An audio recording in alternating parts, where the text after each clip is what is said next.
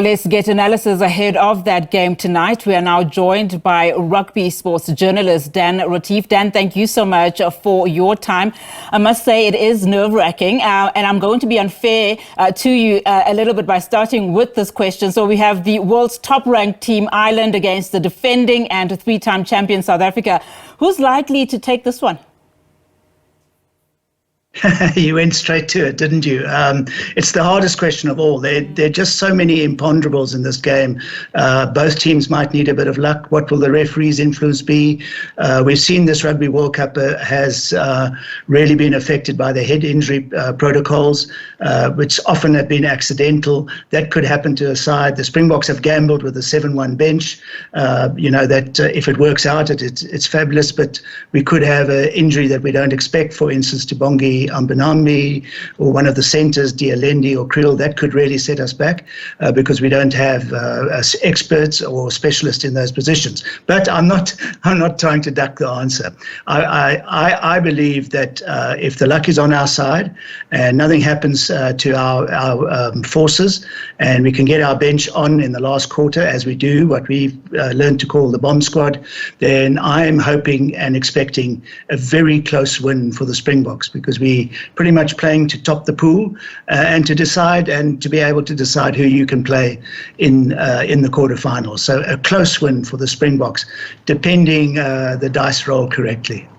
And just on that note, I mean, if we have to look at the past games, South Africa opened their World Cup account with a hard-fought 18-3 win, over Scotland, and followed that with a 76-0 demolition of Romania. Can they go all the way? Yes, I think so. When you look at the way we've been playing, and that obviously has to be on Ireland's minds, because they still have to play Scotland. We've got rid of Scotland. One of the issues that I picked up, that I thought, if one believes in the numbers and statistics, is that Ireland have won the last 2 games against the Springboks. So the Springboks will be smarting to correct that statistic. So can Ireland beat us 3 times in a row? That is a big question. What influence will Ben O'Keefe, the New Zealand referee, have? Will he be good for us, because he's a Southern Hemisphere referee and we have a better understanding of the way he controls a game? Or is the rumour that the referees are against the Springboks and that the 50-50 calls go against us, is that going to be apparent? So I have to say we have a very settled side. We have certainly the best set of forwards, not just those who take the field, but those who come on next.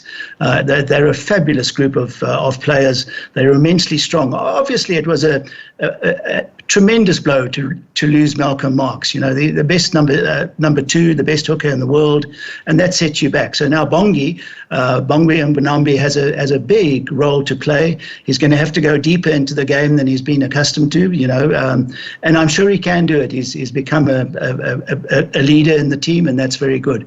And then if we can go to that last quarter, that 55th minute, and start bringing in the troops, the cavalry on the hill, and send them onto the field. But that said, Ireland are the number 1 side in the world, and you don't become rugby's number 1 side accidentally. You have to beat all the top sides, and they've been doing that. You mentioned their run of victory. So they are deservedly number 1 in the world. They've beaten the All Blacks in New Zealand, for instance. They're the grand champions of the Six Nations. So they are a very good side. They play a fantastic brand of rugby. They're a very mobile side. They play quick hand-to-hand rugby. They move the ball very quickly. And then when you analyse the teams man for man, Ireland have got a very good fullback. They've got size on one side of the wing, pace on the other. Really good centres. Bundy Aki is having a fantastic season. Their captain, Matt Sexton, is probably... Pardon me, not Matt Sexton. Johnny Sexton is arguably one of the great fly-halves of his era. He's a very good goal kicker. They might have an edge there. Is goal kicking going to play a role in this game? And then when it comes to the forwards, Ireland and France are definitely the two teams that can stand up to the Springbok forwards, So, and Ireland, I think, will fancy themselves. That, you heard the way they were talking about physicality this and physicality that. They've obviously been watching Rassie Erasmus's videos, but they are expecting an onslaught, and they're ready for it. So I think it's going to go right to the wire, and I really do believe that all things being equal, the Springboks will pull off a very narrow victory. Fantastic. Dan, thank you so much for that analysis. And of course, we will be watching, at 9 o'clock with a bated breath, I might add. But, it's good luck to the Boks. Thank you so much, Dan.